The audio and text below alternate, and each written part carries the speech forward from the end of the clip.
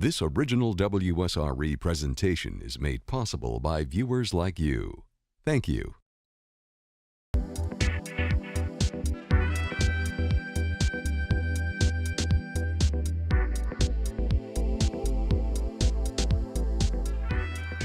Hi, I'm Dee Dee Sharp, and welcome to this edition of The Aware Show. We're glad to have you right there with us. When women succeed, nations are safer, secure, and prosperous. Those are the words of President Barack Obama, 44th President of the United States. Empowering women is key to building the future we want. Those are the words of Amartya Sen, a Nobel Prize laureate for economics. And in the words of Kofi Annan, the 7th United Nations Secretary, there is no tool for development more effective than the empowerment of women. All of these are great quotes, but you have to ask yourself, if the progress of nations are so dependent on the progress of women, why isn't this happening on a mass scale? Although women are more educated than ever, their wages are on average 30 cents on a dollar less than their male counterparts. They're often discriminated against at work and in academia, often underrepresented in the justice system, and are more likely victims of violence, from rape and sexual assaults to domestic violence and elder abuse. Still, women are becoming more involved in politics and making strides in education, pursuing professional careers, and are becoming the breadwinners for their families. Well, tonight on The Aware Show, what's the driving force behind women's empowerment? What is it, and what does it mean to you? We'll talk about this, plus trends for women in the workforce and local takes on the Me Too movement. All of that and more straight ahead. And here to talk with us about women's empowerment on our show, we have a dream team panel of experts to help dissect this broad and somewhat controversial topic. Joining me are Dr. Roz Fisher, professor of psychology at the University of West Florida. Her areas of specialty include gender studies and equality, race and ethnicity. Fisher is also a board member of the Institute for Women in Politics. Next, we have Dr. Kia Wiggins. She's a licensed psychologist, certified group psychotherapist, and a board member with the African American Heritage Society. She also has, get this, a YouTube channel called Tell It Like It Is Tuesdays, which specializes in relationship counseling. In the middle of our women's empowerment panel, we have, for a male's perspective, Dr. Nicholas Power, professor of philosophy at UWF. He has edited several books on the philosophy of sex and love, the philosophy of the mind, ethics, and politics. Next up, we have this lovely lady, Haley Morissette, a community services director for Black Women Empower Collective. She also serves as the victim services coordinator for Lakeview Center. Haley recently coordinated a local women's empowerment rally. And last but certainly not least, we have Ms. Julie Patton, assistant professor in the Department of Social Work at the University of West Florida. She teaches courses on general practice and mind, body, and positive psychology. She's a social justice advocate and involved with many community organizations, including the League of Women Voters, Race and Reconciliation, and the local Equal Justice Initiative. That's a lot. You can certainly see why I would call this my powerhouse panel from Pensacola. I want to start off, we're talking about women's empowerment. And so when we say that, that can go in so many different directions. It's kind of almost like a fluid definition of sorts. So I'm going to come over here. We're going to start with you. Okay. I want to call you Dr. Kia. That's fine. Tell us, what would be a definition for you for women's empowerment? Okay, so I think in order for someone to feel empowered, they have to have a voice. And I think it's probably the most intuitive answer. But I think, if I'm working with someone in a clinical setting and part of what they're coming in with is, I feel really disempowered. I feel like my voice isn't heard. I have difficulty asserting myself. It might be someone that's really struggling with feeling passive in relationships. The first thing I'm going to do with them is to help them figure out how they feel. Because sometimes when you're feeling disempowered and someone asks you, well, how do you feel? What do you want? You don't know because you're so used to perceiving what others want from you and behaving accordingly. So the first thing I would do is, okay, so how do you feel? So knowing how you feel is important. And then are you acting in accordance with those feelings? So if you're doing something that you don't really want to do, you're going to feel disempowered. And so having a voice and making sure that you're acting in accordance with your feelings is really important in regard to feeling empowered. I've heard a lot of definitions. I really like that one. Thank you. Roz, what would Well, you say?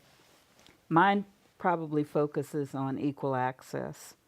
I think one way that women can be empowered is if they have equal access to opportunities, if they have the same rights, and are supported in their personal development, their professional growth, and in their dreams and ideas. Okay, that's a good one too. Let me come over here for our male perspective. Dr. Powell. Well, I'm an educator, so I have to talk to female education, and whether you're talking sub-Saharan Africa and educating women on their reproductive rights or their economic small loans in India and the developing world, or in this country, my own students, the majority of them are now women. The majority of my outstanding students by far are women. I don't want to sound like... So we keep you employed. No, just kidding. That's right, that's right. And I worry, now I don't want to sound like Jared Kushner here, but I'm starting to worry about my male students, and they're falling behind the females in STEM disciplines as well as my own in the humanities. Women just have it together, and they're making strides, and they're not looking back. And I see the last year of the Me Too movement as just a continuation of the feminist revolution of the early 70s, and that changed my field, that changed academia. That I've worked for more women than men. I work with great, smarter women than me, and academia itself has just been revolutionized by the feminism and the women's movements. I love that you're humbled by that. I am You know indeed. what I mean? I am indeed. That's really good. Haley. Women's empowerment for me, I'd have to say, is double-sided, right? It goes back to being able, like Roz said, of being able to have equal access to materials and things that are needed, necessary for survival, but on the other side, making sure that we're promoting where the strength lies and knowing, letting women know that you have a lot of strength for self-efficacy, because once you're able to get rid of the oppressive structure, you have to be able to keep yourself afloat. So that's women's empowerment for me. That's good stuff. All right, Julie. Women's empowerment. And I think keeping yourself afloat has to do with a certain sense of style. What Susan B. Anthony talked about was how what we want is men their rights and nothing more, women their rights and nothing less. But what I'm seeing a lot these days is that as women find their voice and are empowered to speak, often they are empowered to speak in a very aggressive way that's not very effective. And I guess that part of what I'm struggling with right now is helping women be assertive in a way that works, so that there can be a dialogue with men and a negotiation of rights, so that in the end it works out equal and men don't feel that women are trying to assume the position of superiority that men have traditionally had. And I think that that's a question of socialization, and it's really a question of learning to kind of modulate the interaction rather than just charging in and being angry and upset with people. And you know what? You've hit on a lot of different points there. I'm just going to start with a basic one, and hopefully we'll come back to some of the other ones. But I really want to kind of go back to you kind of hitting on society's view of women, traditionally our roles, and our own view of what our roles were to be. And maybe you can talk about that, and you too, Roz. Can you give us a little bit of the history of how we've seen ourselves and how society has viewed our roles? It's really been the struggle of my life. Pensacola is my home, and I was always the wrong kind of woman, the wrong kind of girl to live in Pensacola. And so I guess as a young girl, I looked around and I saw my mother spending her whole life with 5 children, cooking and playing bridge as her only recreation. And what I knew at that point was that I never wanted to cook, and I did not want to learn to play bridge. And my one goal as I moved through high school as a smart woman who was looked down on often for being smart was to get above the Mason-Dixon line, because the socialization of Southern women was really very submissive and had extremely well delineated roles that women needed to occupy. And so I did. I went to school outside of Philadelphia, and that was really a very helpful thing to me. But I found that even there, when I took classes at the campus at Haverford College, which was the sister to the brother to the college I attended, the male professors wouldn't call on me. They would call on guys who had not done the reading, had not done the thinking, and who were just talking off the top of their head. And so I guess that this has been the struggle of my lifetime. I went to college in 1964, and so my life has spanned the third wave of the women's movement. And I guess when I moved back here, when I was middle-aged, basically my challenge was really to sort of finish the process of becoming a whole person rather than just an angry woman. And I've worked really throughout the second half of my life to try to tone it down and to say things in a way that could be heard. Now, I'm often not very successful at that. Right. I'm still the wrong kind of woman.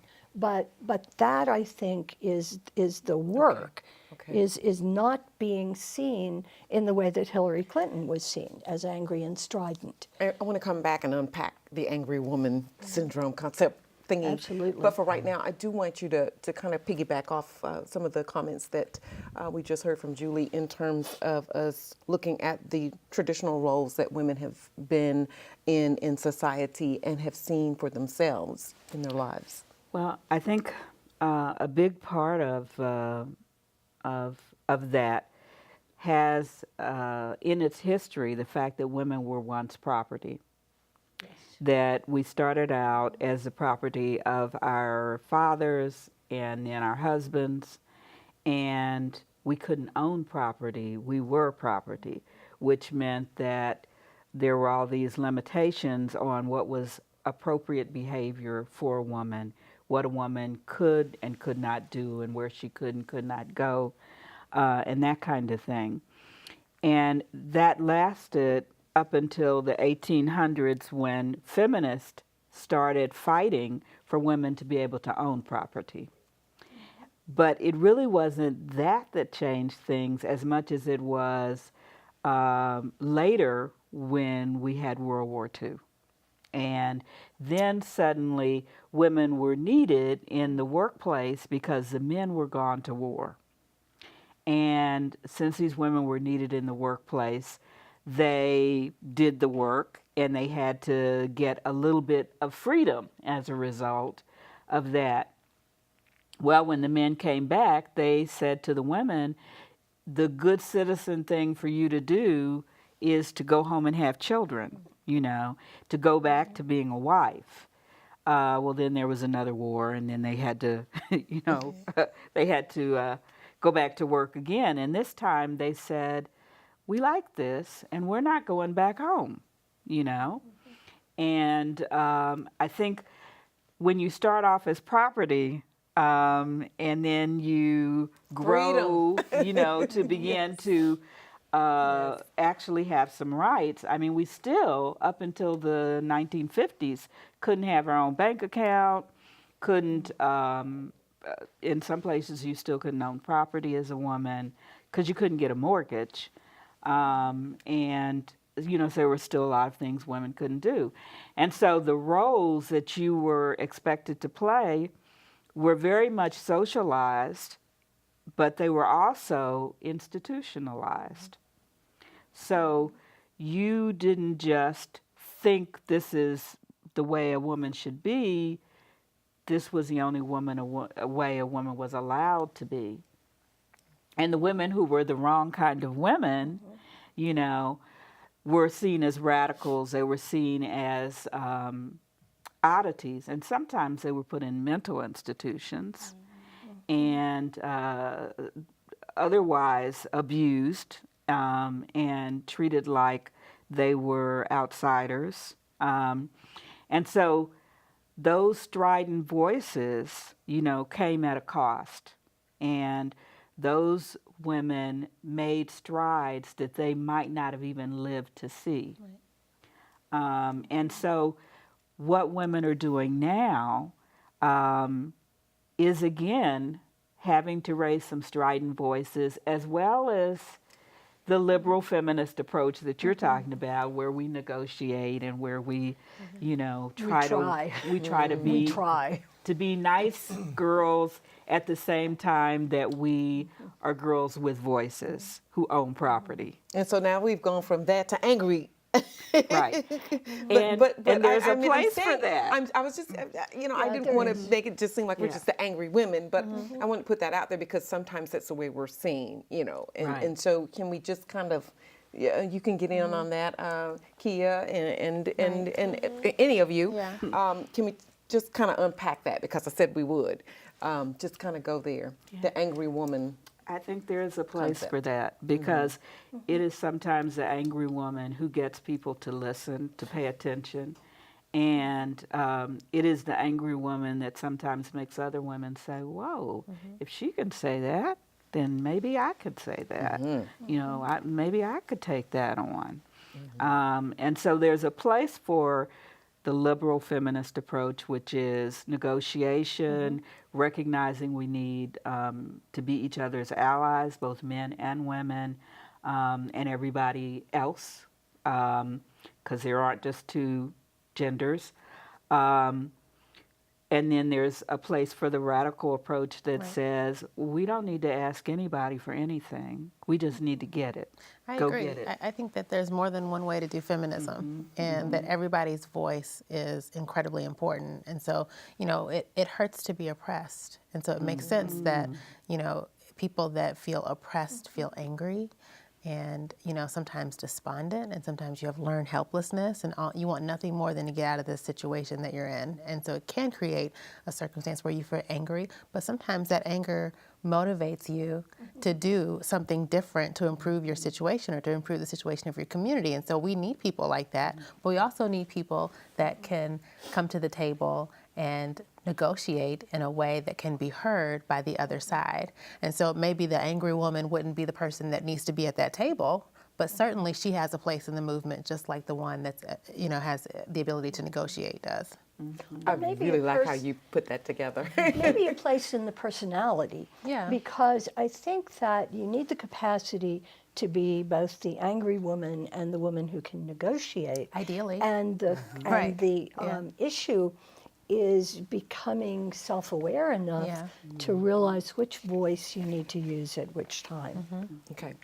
Go ahead. Haley, you just right there. Come on with it. I want to also further unpack this, right? We say angry, but what we mean is passionate. Okay. We say angry. No. I am rage-filled. I'm absolutely rage-filled. Every single thing that I do in our community, every time I go out, it's because I'm filled with so much rage about all the things that my own people have went through, or that I continue to go through day to day with whatever discrimination that I face. So I'm absolutely rage-filled, but it's not anger that I think we need to place a label on. It's the fact that I'm passionate about what I'm talking about. Yes, I'm angry about it, but I'm saying something because I'm passionate. It's easy for somebody to be angry and to sit back and say, I'm just seethe in anger. Or see the angry person as just over-passioned and crazy. Absolutely. Irrational. And let's be honest, a lot of times, yes, women in general get called angry, but the issue, I always have to temper the way that I say things. I always have to be that way because Black women in particular, more so than anything, are gonna get the angry Black woman stereotype. Oh, yeah. And then You don't on have the to be angry to get the angry Black woman stereotype. exactly. You could be having a normal day. You a have a regular normal day. and get I'm the looking angry my Black. normal way. Yes. I'm just Yeah. sitting there and just looking at them like Right. this, and all of a sudden I am attitudinal and all these things. I speak up for myself, but I'm angry. We have to watch some of those words that we apply to those emotions and feelings. That's just, Right. to me, Thank just an you. excuse to shut it down. Absolutely. And get another I- agenda yeah. in there. And I really appreciate the distinction because anger is a secondary emotion. And if you are expressing anger, 9 times out of 10, you're really hurt. And sometimes the best and the most productive thing to do with hurt is to turn it into passion. But sometimes people get really stuck in that anger or really stuck in that hurt and unfortunately don't have the resources or the support to turn the anger or the hurt into passion. So you're in a really good position to be in a place where you can have that rage and make it so productive and do so much for the community with it, with your passion. Well, you get, okay, I'm going to let you make your comment. Well, just real quick, and as men, we're told that our feelings don't matter. We're not even trained or are able to articulate our feelings, and when we do, we're seen as softies. And so it's a double crutch that men are facing in the situations. And I was just going to say, thanks for saying that, but I was just going to say, who wouldn't be angry to find out they make 30 cents less on a dollar than a male counterpart who has the same, or if, even not even the same educational background or experience or anything else? That's enough to make you angry. Right. Huh? Or hurt. Or hurt. Or hurt. Right. Or to know but that you also- can't buy a home. Yeah. Right. Sorry. Oh, Go this is ahead. true. No. But also, emotions are gendered. Men are allowed to be angry, and women are not. Women are supposed to have, all these gentle, soft, and kind emotions. And men are not allowed to have the gentle, kind, and soft emotions. It's okay for them to be angry. It's okay for them to be aggressive. It's okay for them to express rage and excitement, but not compassion, not affection, not pain and sadness. And so we are trapped in these stereotypes that are really toxic for both males and females. They're very oppressive to both males and females. And since we're on the topic of kind of stereotyping, because we're talking about the angry concept, and we're also talking about the difference and disparities in the pay and things like that, let's talk about some of the other stereotypes, maybe in the workplace or maybe in academia, where women are stereotyped or kind of shut down, shut out, or they feel like they are. Let's talk about some of the stereotypes that you think are kind of pinned to women. Can you think of something that you want to, or I'll throw out some. Yeah, I think the nice girl, good girl, I call it the nice girl, good girl stereotype or role, is a requirement that prevents women often from voicing their real issues. And I'll give you a good example. I talked to a student just last night, or a former student, a young woman who's now in the workplace, and she's working in a predominantly female organization. And it's an organization that provides caring services to the community. And they lost a position, and her boss came in and asked her if she would take over the duties of this other position, in addition to her own duties. And she said to her, wow, that will be a lot, additional to take on, but, I would be, willing to try to do that. How much more will I be paid? And the boss looked at her and said, what? You expect to be paid more? You just get out of my office. I can't even look at you. Well, and she told her the other women who have taken on other duties, none of them expected to get paid more. Well, she said that she thought, why wouldn't they expect to get paid more? She comes from a different generation where we've been teaching her, that she should speak up for herself. And the interesting thing was she felt as a female boss would want to support her and want to pay her more and wouldn't expect her to just do more work and not get paid more.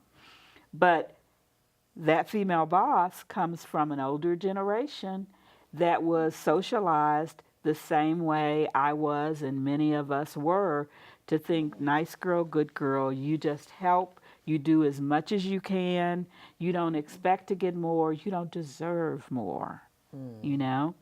And she said, you know, I'm looking for other employment. And I said, it's too bad because you're so terrific. They're going to lose you because they didn't support you. And they didn't support you because it's nice girl, good girls don't ask for more money. So the expectation is that you should get what I give you. Absolutely. And not expect anything more. That's right. Right.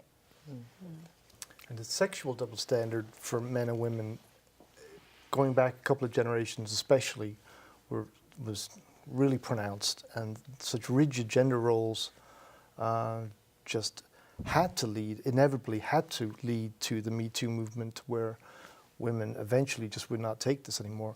10 years ago, 40% of undergraduates at the University of Texas in a survey, 40% of female undergraduates at the University of Texas admitted that they said that when they said no to a sexual advance, they meant keep trying. In other words, they knew that we're supposed to act coy. The good girl acts coy and isn't the aggressive one pursuing sex, but is meant to play, that role. And the man is supposed to play the aggressive role. And if 40% of women are admitting to that in a survey, now I haven't seen a survey duplicated, but if that's even remotely true, it means that young women have internalized that role, and young men have too. And they're both trapped in this aggressive, passive, unmediated relationship. I've talked to more male students these days who can't approach women. They feel totally alienated, and unless they're drunk, they can't approach a woman. Several students said this to me lately, in speaking post-Kavanaugh to, what's going on in their world. They're like, I wouldn't approach a woman. They don't feel adequate. Julie? But what that means is that most young women get assaulted at some point, and I guess during the Kavanaugh hearings, I was thinking back on my own sexual history as a young woman. And by the time I graduated from college, I had been assaulted 5 times, including by a guy I would have married right over on Pensacola Beach. I was at the site the other day. And because no meant no for me. Yes. That was not, Yes. Yes. And basically, I think that really that also socializes women to a certain image of themselves and to a certain image of men, and to a certain concern about how they have a right to be and what they have a right to say. And what we were talking about beforehand is that I'm 72 years old, and I never mentioned this to anybody until I was probably 60. And now I mention it a lot because I find that it empowers younger women to hear that you can talk about sexual assault, you can talk about rape. I was raped too as an older woman. You can talk about rape, and you can communicate to younger women that you're not destroyed by these things, that they certainly shape your life, but that you come out on the other side. You can say, this happened to me and I'm whole, and you can be whole too, and you can tell somebody and expect to be listened to. And thank you for sharing that. That's very brave of you, and we appreciate you, for telling us that. And there's so much that comes out of that. Thinking about people like Julie and so many other women out there who haven't come forth and who haven't said anything, and they take such hits for this. Right. Why is it? We've got all the doctors on the set tonight. We just want to ask, why do, we're so quick to say, why didn't they say something sooner? Right. Think about just how you would feel just a regular day. You're walking up the street, you trip and fall. The embarrassment and the humiliation with that. The first thing you do is going to look around the room, and you're going to make sure that nobody saw you. You're going to pick yourself up and pretend like that didn't happen. You're not going to go back to the office and tell everybody what just happened because you're so embarrassed about having tripped and fell. And that's one fleeting event that happens in your life that's really not that big a deal.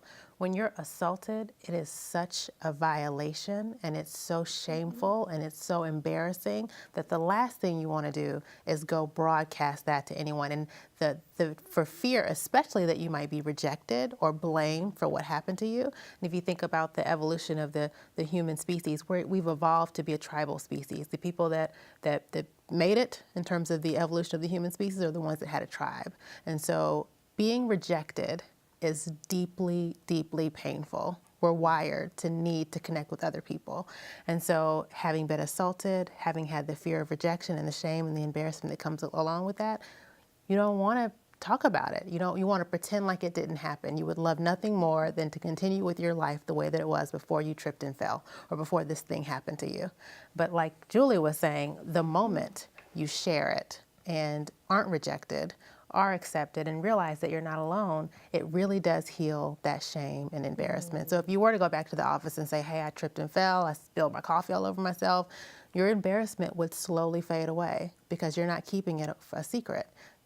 Yeah, because you can laugh about it at that point. I mean, at least for the trip and fall. Right. I don't know about the other. You can have a moment where you've exposed yourself, Yes. so you don't have to worry about being exposed. Right. Well, the other part of it, though, was that after I was raped, other women would look at me and cry. My Right. mother would look at me Yeah. and cry, and so I think you have to get to a point where you're okay with who you are, even though other people are crying as they look at you. And basically, I think that it's just very important to be able to say that this happened and make it a matter-of-fact thing. I remember going to church the next day after the rape and saying to the rector, well, I was raped last night. And he's like, what? And I said, well, yeah, that happened. And the other part of it, well, I'll just leave it at that. Okay. Ross? I agree because I too was raped. I was raped when I was in college. And I didn't tell anyone about that until I was probably in my 50s. I'm 62. And I started telling my students about it probably within the last 10 years or last 8 years. And it made me release that, but it also opened the door for a lot of them to share their own stories, their own concerns, and their own fears. One of the reasons I didn't share my experience was because I felt I was responsible, partly. Yeah. I went to this young man's apartment with him late at night after we'd been drinking. We were on a date. He perhaps had the perception that I owed him sex because he had taken me out, for an evening or something. And I must have, to some extent, felt that too, And I think that has a lot to do with it, that shame and blame that we have put on people, particularly on women who find themselves in this situation, is so pervasive and so strong. I mean, there was a period in history when women were considered too tempting to men. And women were told you couldn't wear certain clothes, you couldn't even be in the same area with men without a chaperone. And even though that ended, the perception of women as the the Eves of the world, the sinners, the temptresses, the Jezebels, hasn't changed. Okay. But along with that perception comes one that men are not in control of their sexual desires or their sexuality, that they, just lose all control when they see a woman with a short dress on or something. And that is a disservice to women and to men, those perceptions. But I think a big part of why women don't come forward is the personal shame, the feeling that they've done something wrong that contributed to what happened to them. And in addition, a societal perception that women are to blame. We're supposed to be the responsible ones. I want to get Haley in on this because this is what you do at Lakeview. This is what I do. Tell us, we'll just go into this for one more minute. A lot of times, actually, when I hear about women who don't report or publicize what happened, they don't say the name of the person, is that they did go to one person and that one person rejected them, just like everybody said. And we actually teach that it starts by us believing. People get so caught up in, oh, it could be false, and then if it's false, that means you ruin this person's life. But 9 times out of 10, it usually isn't. There's such a low percentage of false reports, and that's false reports to the police, right? If you say something, you're not even reporting to police, what harm does that do? Right. At that point, we get nothing out of this, right? We only get that feeling of those feelings of shame and guilt that carry on. I do a support group, and that's one thing that we talk about all the time. Most of my women are older, and their victimization could have happened 30, 40 years ago, and they still carry guilt that maybe it was something that I did. Because in some way we try to save ourselves, right? And we don't want to believe the world is that bad. But when we do go ahead and we say, well, there are bad people out there, then in some way we find that support and that commonhood, and then we start feeling better. But before that, we don't come out because we're not going to be believed.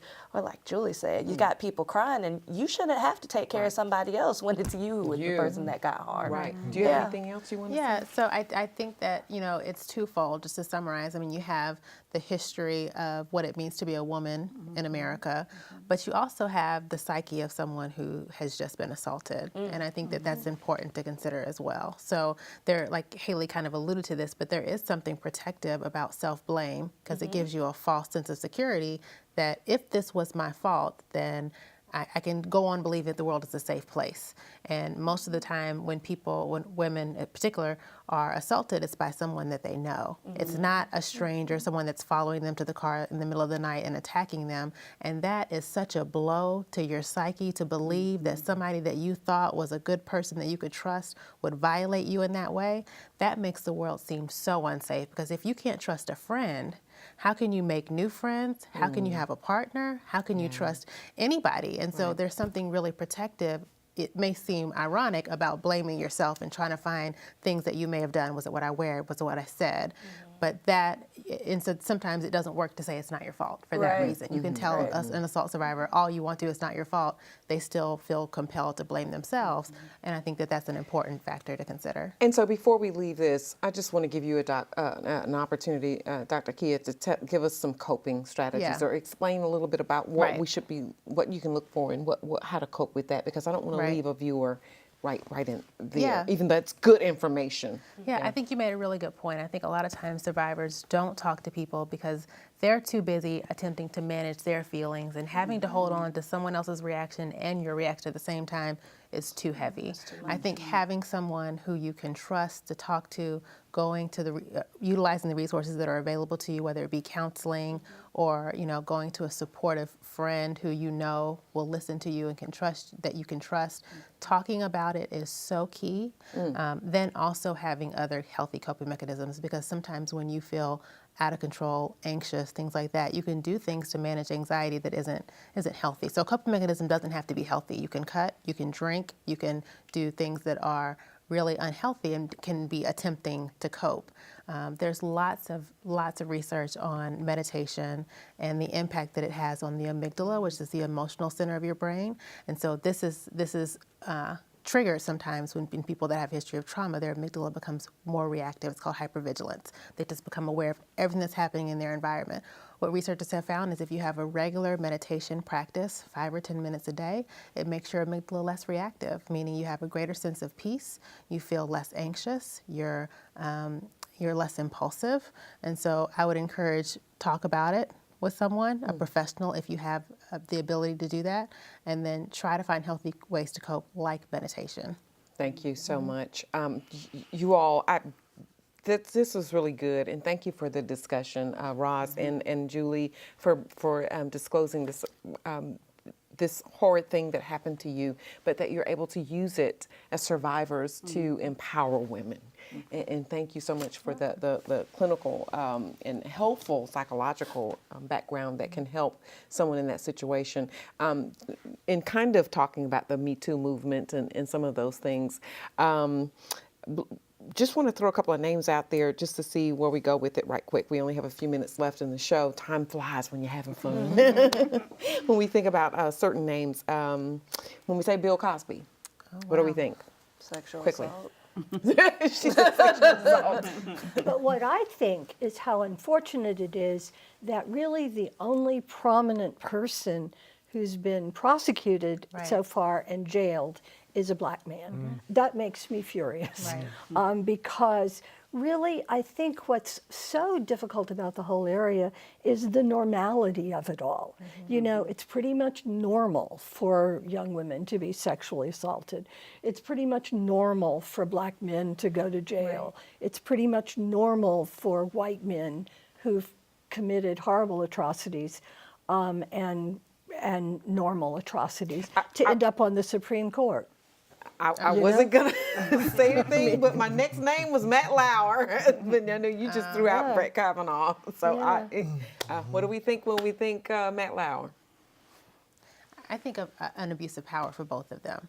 And then I think my heart just breaks a little bit, you know, having identified with the Cosby Show and this positive black man that was doing so much for the community, and to have this be what was happening behind closed, or really not even behind closed doors for so many years, it breaks my heart.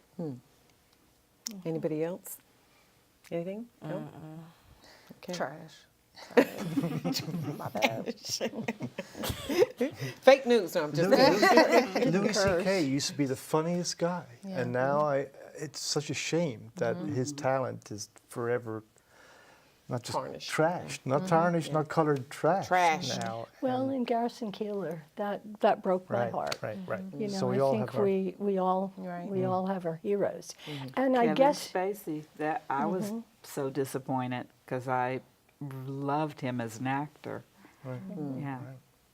But I think that what the openness at this point is leading us towards is a society where this is not normal, where we can say clearly to every woman and every man, really, rape is not allowable. You do not have the right, regardless of how powerful you are, to assault someone else. Because I think if you look at the issues in the Catholic Church, for example, it's just very clear that one of the perks of being a priest was that you had access to these young men, and that really, even if you were caught, nothing really was going to happen.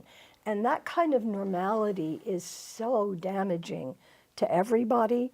And I think that what we're moving towards, I hope, is a new normal where we do have men their power and nothing more, women their power and nothing less. And it's taken 100 and some odd years to get to any point where that even seems like it's in sight, but I think it is in sight. And I think the other thing that's in sight is that we're talking as though the issues with women's empowerment have mostly to do with sexuality, and for me, they don't. What they have to do with is other things, like, can I talk in a meeting that in which there are a number of men without being ignored. Is there airspace for me? Do I have Are there women in power? Are there women in power? And the answer is no, not Right. in my situation. Right. And so, and that you have the right to say to someone, as I have recently on a number of occasions, you know, you can't talk to me like that.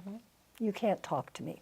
I wish I could share your optimism. I mean, I think that, yes, to have the Me Too movement is, I think, like you kind of frame this as this is the wave of feminism. This is kind of what the new wave looks like. But, you know, if we look at who's still in power, who's still making the rules, I mean, I wish I could share your optimism, but I'm not there yet. But I'm hoping that what you're saying is true.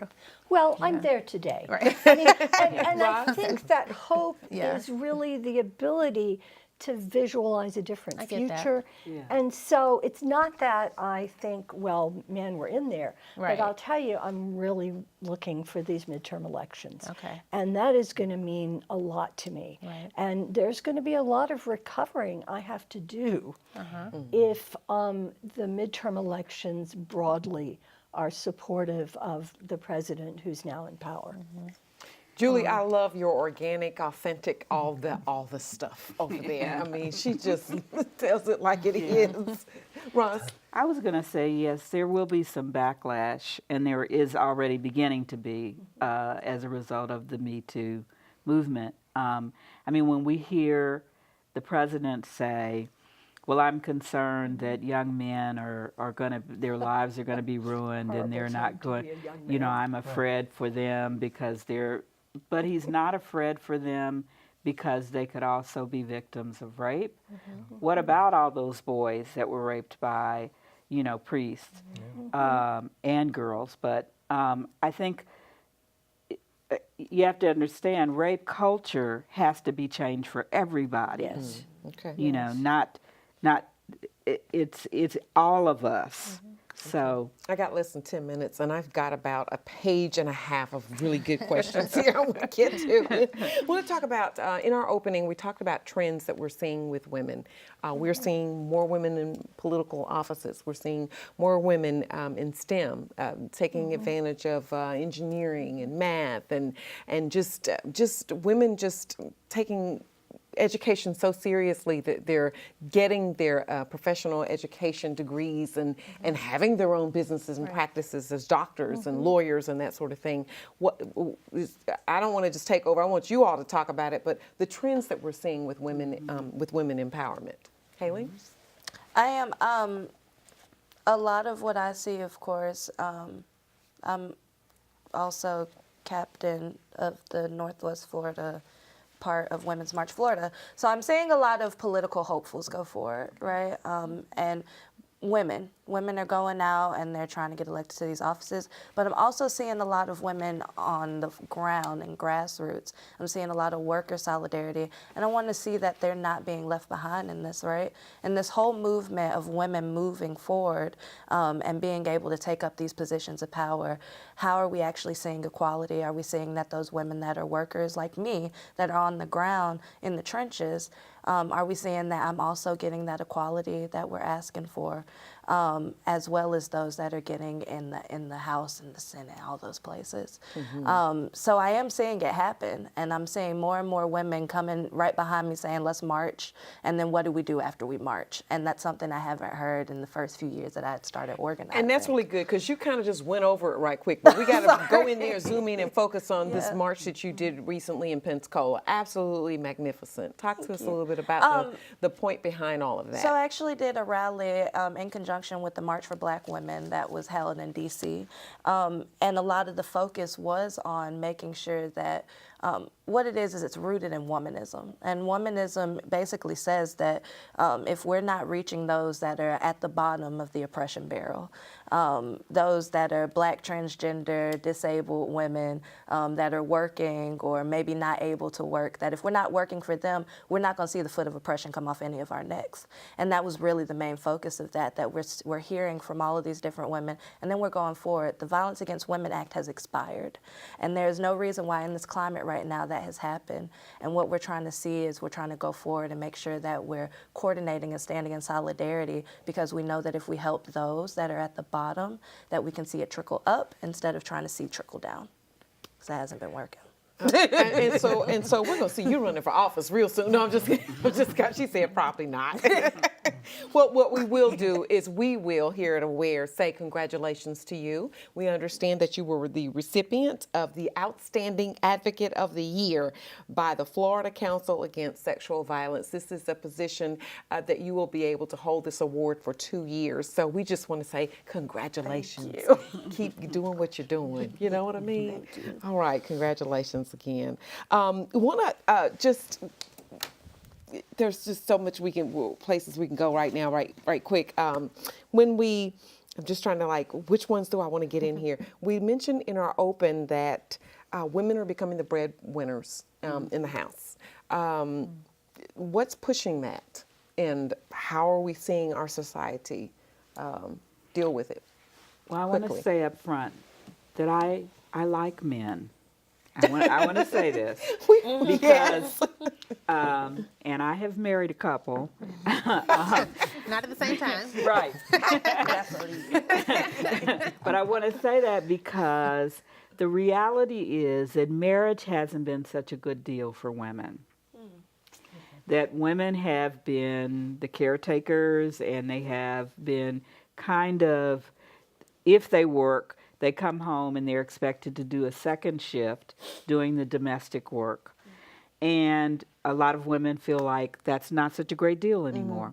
So they are choosing either not to marry at all, or waiting until late in life to marry, waiting to have children, or having children without getting married.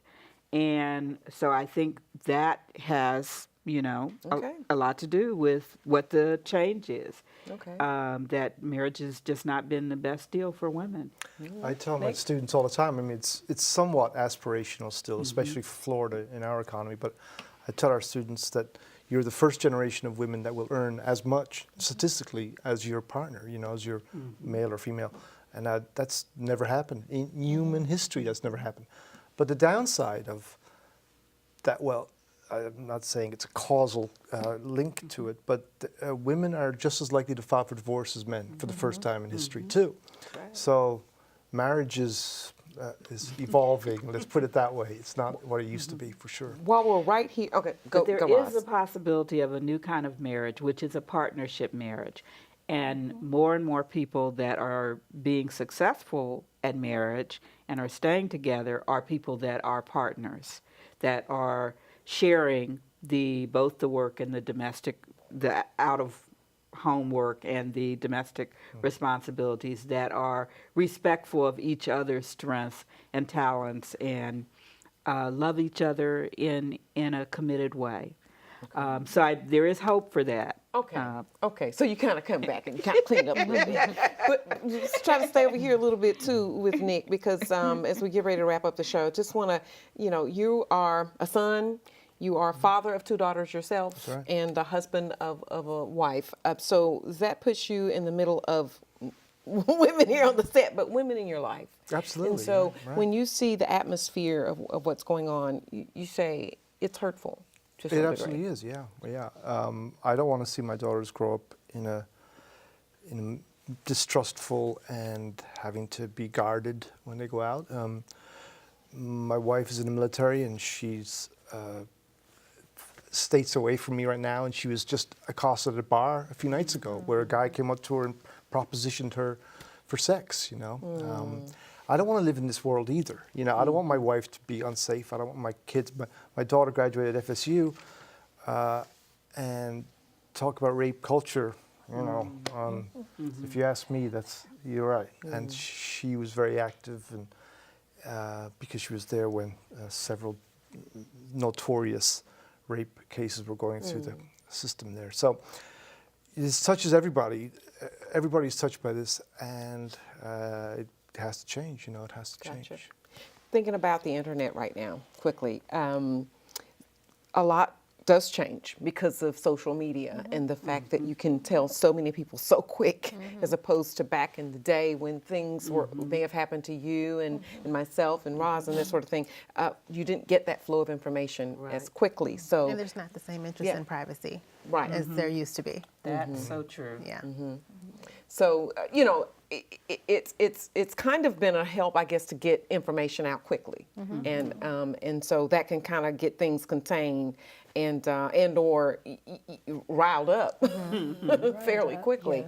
Just want to get some closing comments in here as we get ready to wrap up the show. There are more places that we could go, but this is not going to be a 2-hour deal. We're going to have to wrap it up. Just want to give you some closing comments, Julie, that we can I guess take home. that I wanted to respond to what Kia was saying about hope, because actually I am hopeful at this point, and I think that that's part of being older. I've seen a lot, and I've seen a lot of change. In preparing for this show, Gail Fraser sent out a whole list of ways in which things have changed economically for women, socially, and so forth. And I think it's important to realize that most marginalized groups have seen a lot of improvement at this point, even though we're not where we want to be. I'm also very hopeful because I have 12 nieces, and I teach wonderful women like Haley Morissette, and they're terrific. They have a PhD from Yale, they're engineers, and so I see all these strong young women, Good stuff different happening. from me. In between your comment and Haley's, just want to put up on the screen some additional information. If you'd like to know how to get in touch with one of our panelists here on the set this evening, then you'll have that information with you. And for more information and resource information, we like to provide that.